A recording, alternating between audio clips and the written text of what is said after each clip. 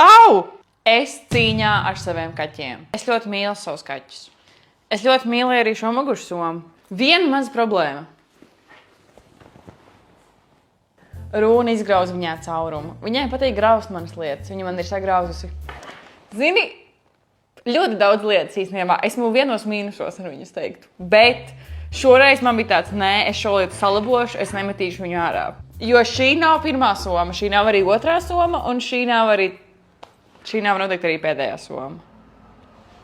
Kļāmies, te ir vēl viens. Come on! Es pasūtīju pačus.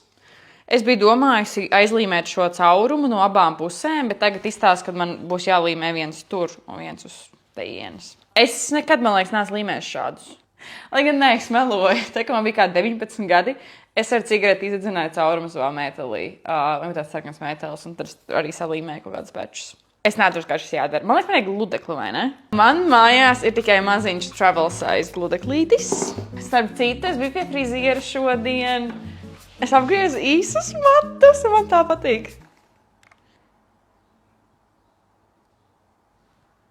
Kāpēc gribēju viņu paostīt? Man bail, ka tā soma izkusīs, jo viņa ir tāda dīvaina materiāla. Nekusīs. Zini, es lūkšu kādu salvetīti pa virsu varbūt.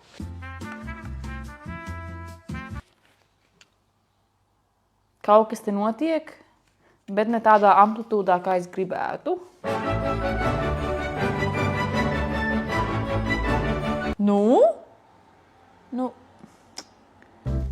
Ko es te nepareizi? Ew! Bļāmies, tā soma arī bišķi sakusi. Var redzēt, ka te ir tāds citādāks krāsas pleķis, bet to jau neviens nepamanīs. Tā soma pēc pietiekam tāda netīra. Domās, ka vienkārši netīrums.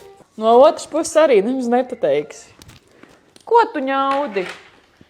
Tā ir tava vaina. Labi, es aizlīmēšu to otru vietu.